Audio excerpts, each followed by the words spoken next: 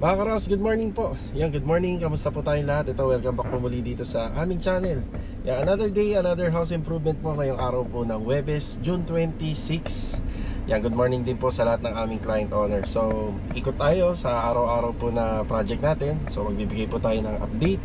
Anyana Project, Riego de Dios Project, yung tatlong project natin sa Phase 6 at saka dito sa Phase 5. Ito mga Karaos, samahan nyo po muli kami ngayong araw ng Huwebes. And enjoy watching po. Let's go! Tara! Namimili muna tayo ng materyales. So bumili tayo na number 12, dalawa number 14, number 10 para sa Riego de Dios Project. Tara.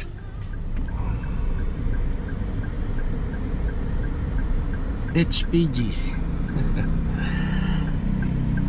Yan ang isa sa mga nagiging problema namin kung bakit pinipili lang muna namin yung lugar ng renovation.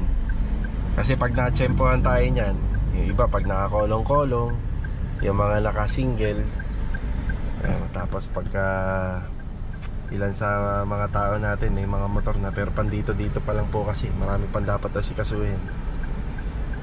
Yan, biruin mo, ito Riego de Dios Project. O di bali, may shortcut kami dito, pero iilan naman po sa tropa, meron naman po silang bike. Yung mga tsetsempohan ka lang po talaga, malaking abala.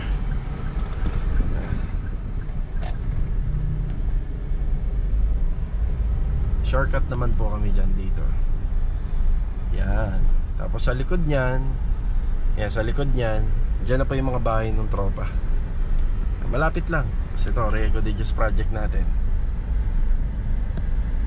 Kaya hindi oras-oras nagagamit natin yung kolong-kolong or pinagagamit mo natin sa kanila. Doon sa Lumina yung kahit magpaikot-ikot tayo sa mga project doon. Pero hindi naman habang buhay, doon lang tayo gumagawa gagawa rin po tayo sa medyo malalapit, tsaka may konting kalayuan na project, yung kagaya sa Anyana. Isa yun sa pinakamalayo na ginagawa natin. Sa bandang Tansa, yun, maraming nanguhuli rin. Pero unti-unti, sabi ko, pag makaipon yung tropa, mag-asikaso na ng mga requirements para meron silang bala. Dati may naging issue din ako niyan nung gumagamit pa ako ng owner. Ginagamit ko siya pero kulang-kulang pa ako sa mga requirements. Alam niyo na kung ano ibig sabihin nun. Okay, dito muna tayo sa Riego de Dios. Bali, may delivery tayo dyan pero maliit na item lang, kagaya ng cutting disc, elasto silsilat at saka blind rivets. So si blind rivets yung ginagamit po natin sa pag-install na metal paring at saka PVC panel.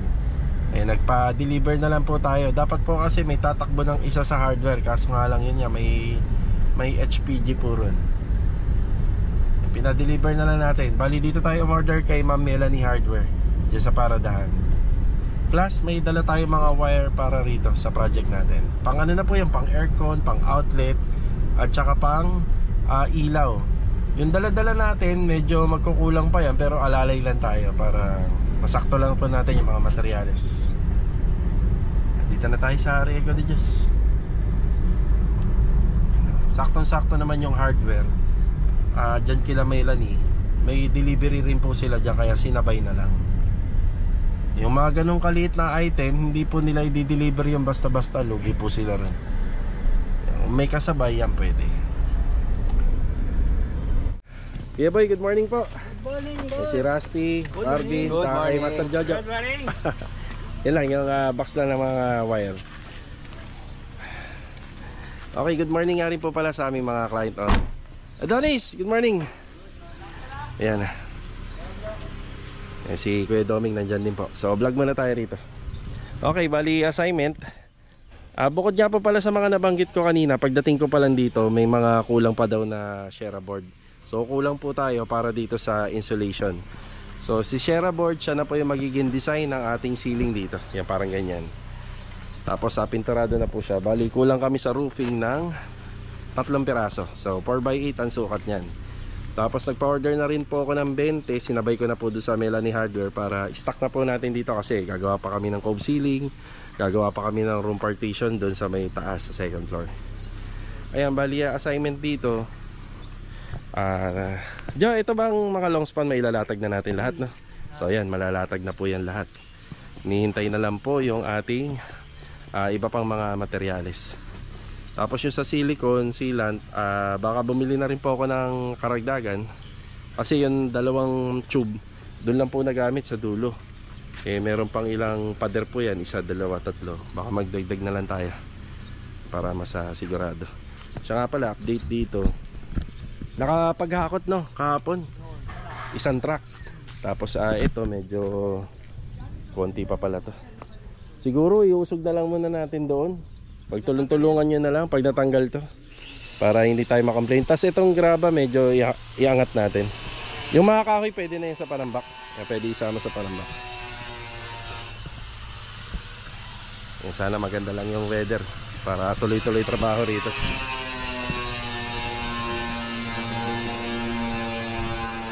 Kuya Doming, good morning po. Ito ginagawa ni Kuya Doming. Si client nga po pala pupunta ng Sabado. Tapos pag-uusapan namin yung tungkol do sa aircon. Tapos ito may moldura na to. Ito rin, pero mapapansin nyo medyo magkaiba sila ng sukat kasi yung bintana rito medyo mahaba. Naalala nyo ba yung parte na yan, may pinatitibag si client dyan para magkaroon ng bintana. Ang balak po sana namin, itong bintana na to tatanggalin, yun ang ililipat dyan sa taas.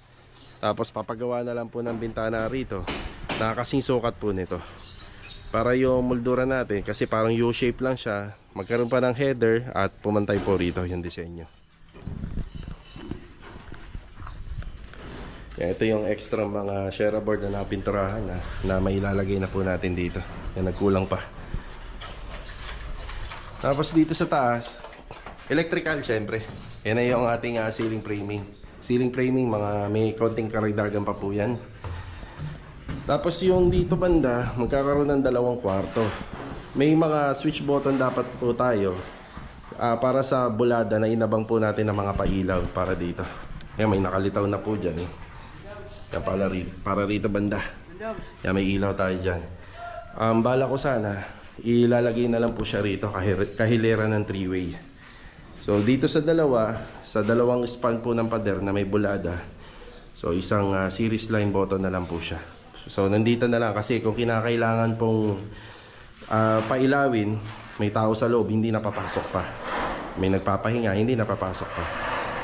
Tapos sa 3-way dito namin ilalagay para wala na po tayo nakikita rito sa pader ng mga switch button. Mas maganda po kasi tingnan, aesthetic tingnan kapag wala na pong mga switch button dito.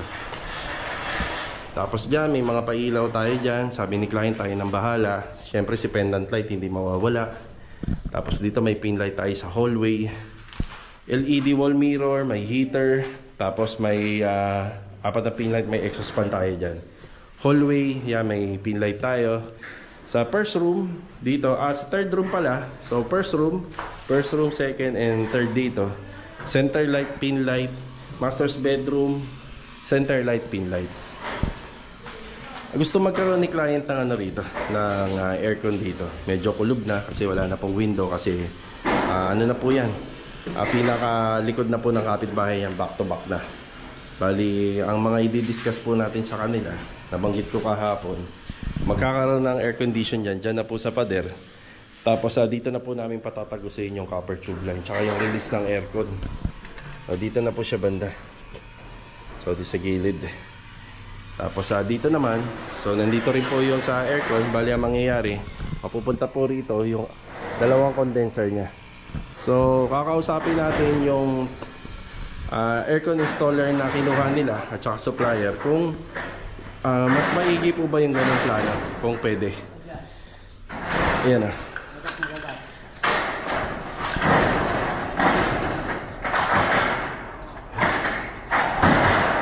Haba.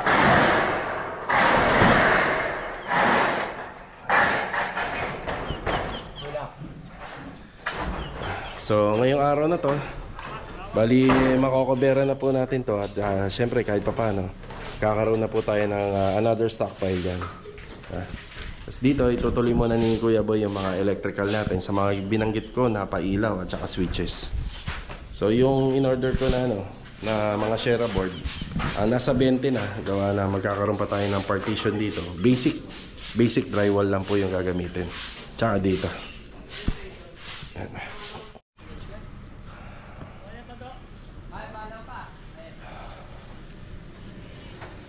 Yan, installation na po ng bubong. Bali, dito kompleto na po yung installation ng gutter. Yun o, stainless gutter niyan, yung pinaka downspout niya nandun sa dulo. Tapos bago matapos tong tanghali na to, susukatan na po natin ang flashing. Yan, paikot. Kung madami yung nailagay nating flashing dun sa taas, medyo madami rin to. Mahaba po siya. Tsaka kompleto yan, hanggang dito meron sa gilid. Ganda ng ano nito, ang ganda ng lot area. Kapag may event, saktong-sakto siya. Sa parking, saktong-sakto. Diba? Ito yung pinaka parking space, may ano pa siya, may bubungan. Tapos ito open na.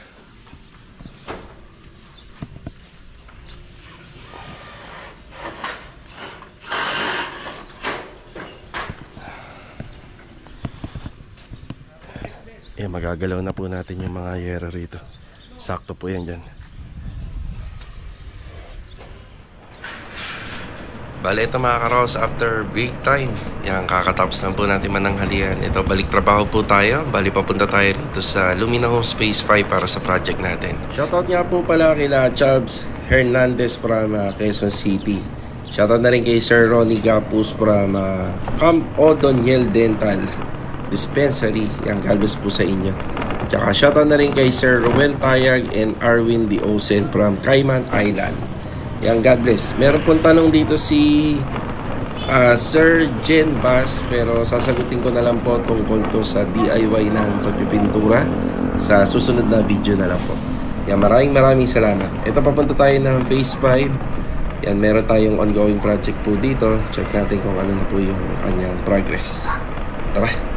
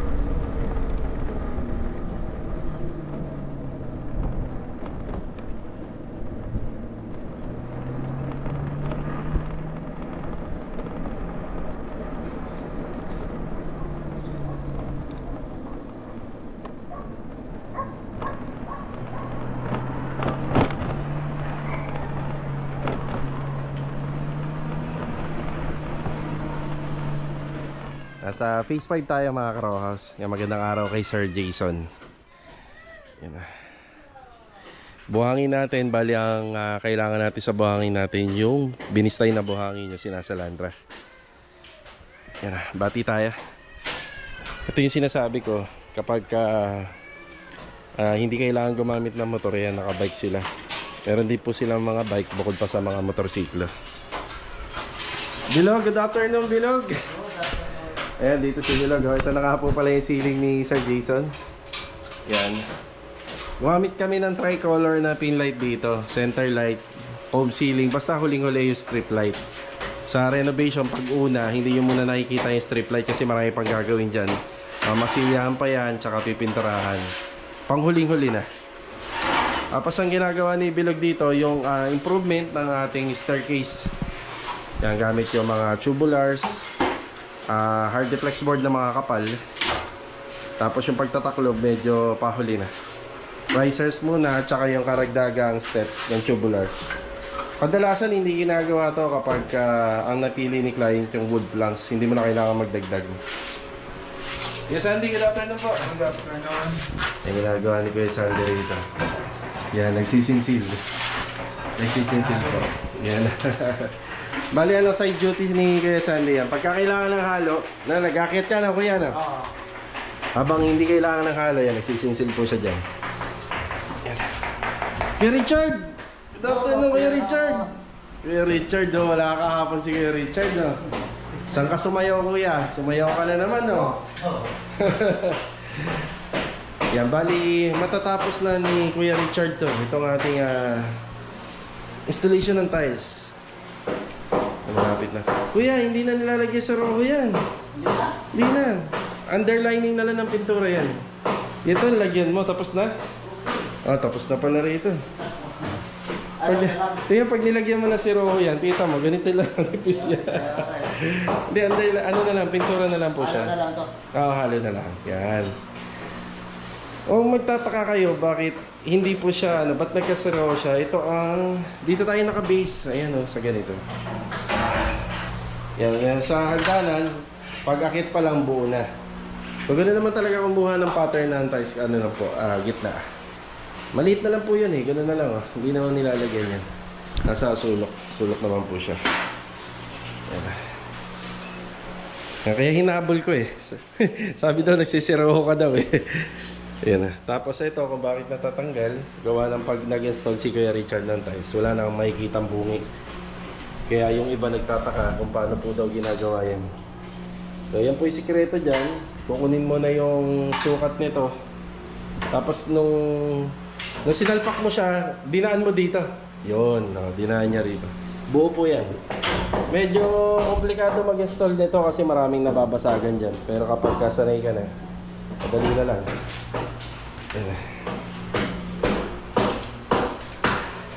Bilog, di mo naman sinabi kay Kuya na hindi nalalagyan yun. Si Roho, sa taas. Oo, nilalagyan niya tuloy. Yan dito. Yan, hindi na yung lalagyan. Okay na yan. Yan, pagka nag-overall paint, parang wala kayong makikitang ganun doon. May ano po siya, may underlining. Sa mga ano nga po pala, sa mga nagpapa-install ng tiles, ito ang pader. Hindi po yan dinidikit ng ganyan. Nag-aalawas po kahit pa paano. Hindi naman po dikit na dikit. Yun pa rin. Pareha lang ho. Kaso nga lang, bago ka makapagtrabaho, kita mo naman. Nilinis po naman kami. Oh, sige, linis muna. Ayan, linis muna tayo rito. Ito yung update. Update po rito. Bali, interior dun sa taas. Kung mag-overtime po sila, pwede na pong umpisahan yun sa taas para sa room partition. Kasi ito yung ginagawa ni Bilog maghapon po to. Na kaninang umaga. Yan, sidings muna para dagdag tibay, dagdag bracing. Pwede na po sila mag-start dito.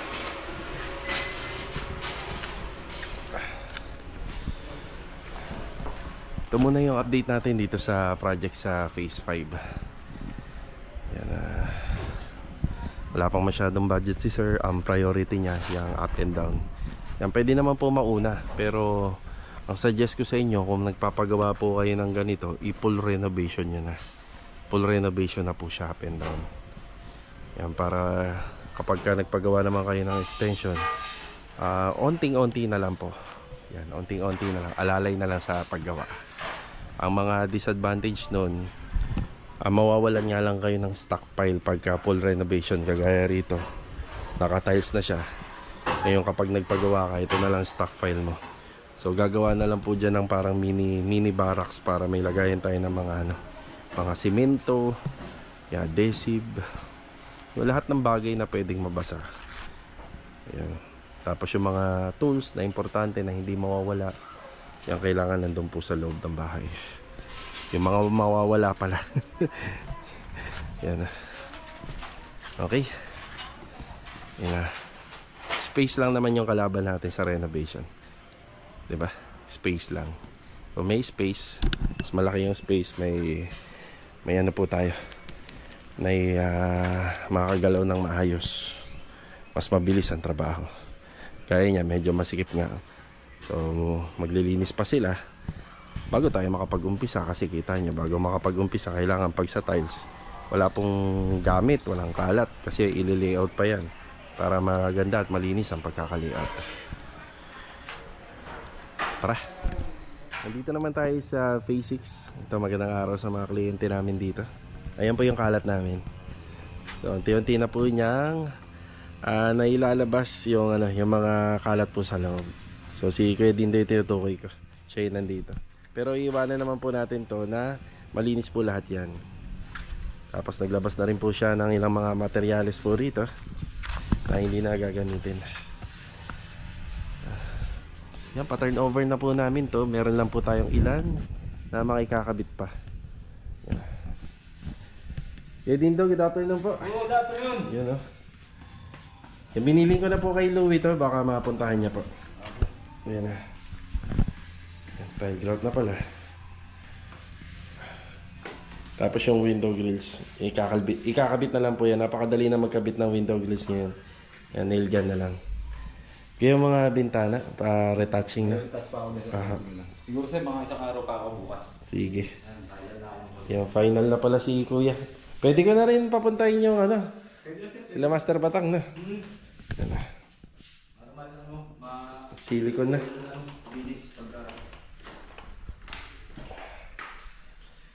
Siya nga pala mga karohas, kapag bagong gawa yung bahay, hindi po natin to pinapa-map. Yan. Ang sikreto lang po rito, walis. Yan, marami kayong matututunan dito sa video at saka vlog namin. Yan, walis lang, hindi po namin to minamap. So anong dahilan? Kasi may application siya ng tile grout. Kapag minap mo po yan, maaaring yung alikabok, kapag nagbasa ka ng tubig, pangingitim yun. Maganda, may turnover natin kay client na mas maganda, di ba? Mas maayos. Okay, may walis na dala si sir. Yan ang ipangwawalis natin yan kapag ka-final. Kaya adjust na lang to ni Master Jojo. Madali na lang po to. Dito po siya naka-duty bukas. Papa-adjust natin lahat.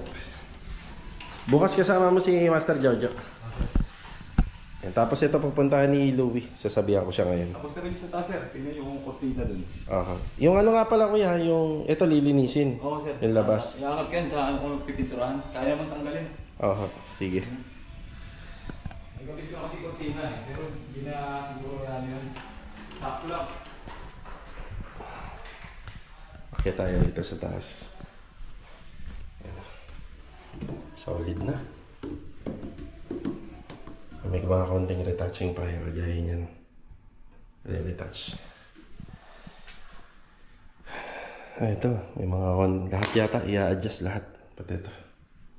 Adjust natin. Masyado siya naka-sandal, ay nakatama sa flooring. Kapag ako, mas gusto ko medyo nakaangat. Pag nagwawalis ka, hindi mo nahahawakan yung kortina. Tapos, kapag magmamap ka, hindi mo yan mahahawakan. Hindi mo masasabitan. Pero conforme sa may-ari, marami kasing may gusto nakasayad sa babae. May mga purposes din. Kasi sabi nila, pwede mo naman iangat habang naglilinis ka. Diba? Yan. Linis-linis na. Tab. Ayos.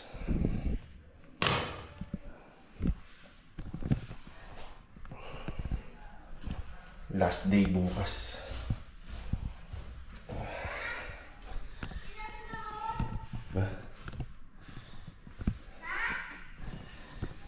Balik ko Dindo, lahat po ng mga naka-masking tape tanggalin na. May mga retouching ka pa yata doon sa hagdanan. Hagdan pag-akyat. Oo. Yan ko lang ito kayo, di malakalakad. Sige,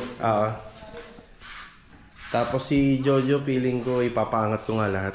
Kasi tapiin sa taas. Oo, medyo nakaside. Kaya handa mo rin yung pang-retouch mo. Kasi nandiyan pa naman. Sige. Kaya pala nilabas muna pala ni Kuya Dindo to. Kasi para madali niya to lahat. Pero ibabalik niya muna yan dito. Yung faucet, meron tayo niya. Para sa service faucet. Dodoblihan pa ba natin ito? Ano yung tsura dyan? Natin dito. Meron. Sige, pakidoblehan ko sakali. Oo, pakidoblehan ko yan. Ibig sabihin lang yan kapag ganyan kalabnaw, pwede pa mag-absorb ng tubig yan. Gate no, meron pa kuya. Ayan. Ayos. Ayan, malapit na tayo magtagumpay dito sa naging unang project natin sa Phase 6 ngayong taon 2025. Yan. Yan, malapit na magtagumpay. Kasama na yung pato. Pati pato, ano kuya? Pati pato at saka palanggulo. Panabla. Malapit na po magtagumpay. Pati pato panabla. Sabi nila, mga bata.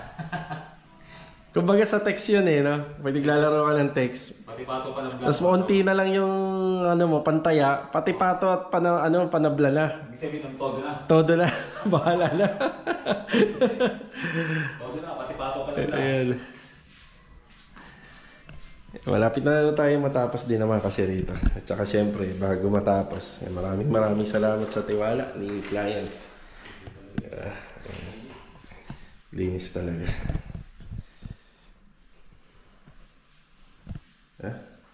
Linis. I-adjust na lang po yung mga kortina. Natanggit ko rin ang Jojo nandito sa kanina. Alam niya na rin po, i-adjust niya na. I-adjust niya.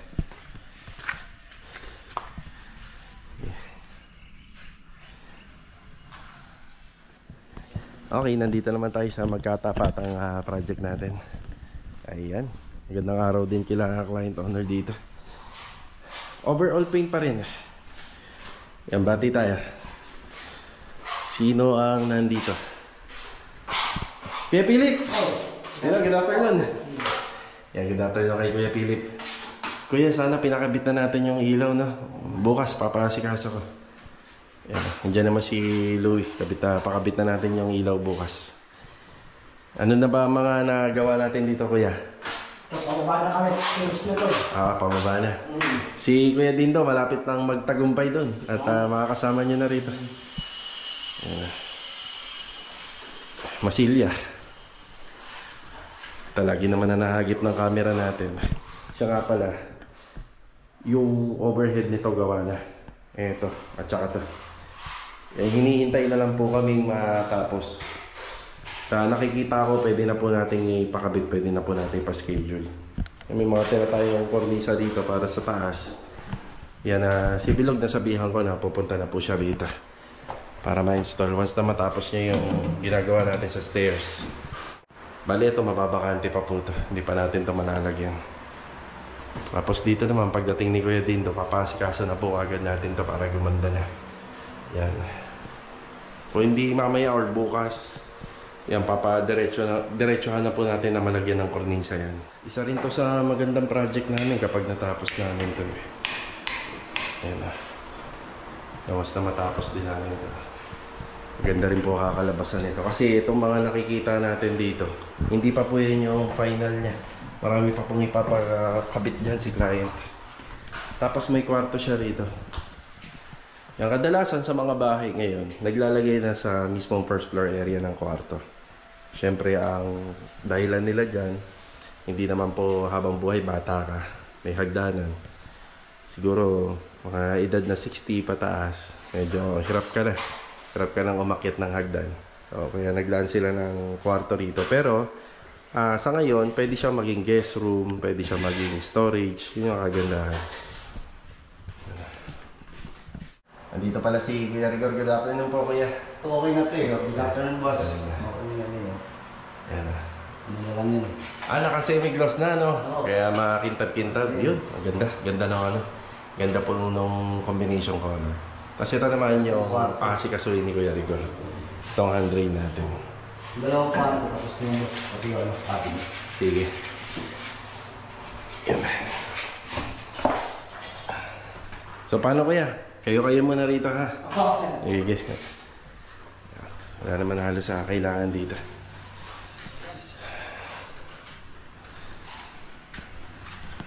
Dito si Louie sa kabila. Yan. Project natin dito. Louie, good afternoon, Louie. Good afternoon. Yan na. Si Louie, ang inaasikaso niya na is yung sa TNB. Yan o. Yan bali, bago syempre mag-umpisa ng layout, tayo yung mga kailangan muna. Water supply, Tsaka kung ano yung mga nakaabang dito.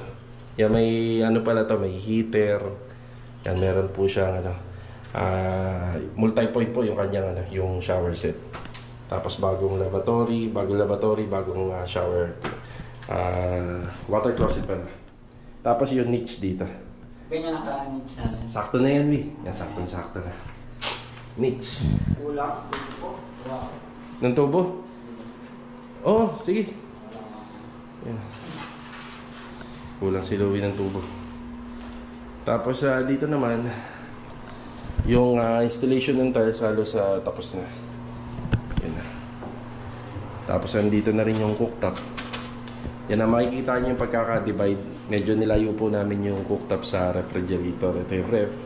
Cooktop niya. Tapos may allowance na more than 60 cm bago yung ano po, yung pinaka-sink, kitchen sink. Tapos may allowance uli na 60 cm. Tapos ito naman po yung kanyang top load na washing machine. Ayan.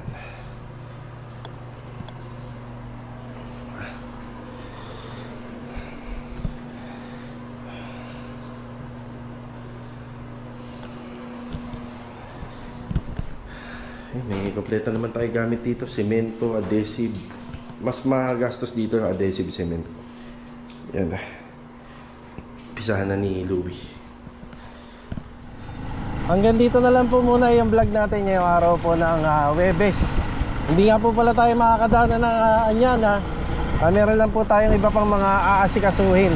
Bali yung update nga po pala doon, may dumating po na isang truck ng buhangin ngayon doon at saka 40 perasong hollow blocks na D5. Bali pinapaasintadahan na po natin yung gilid po ng may ground rod doon sa may kuryente.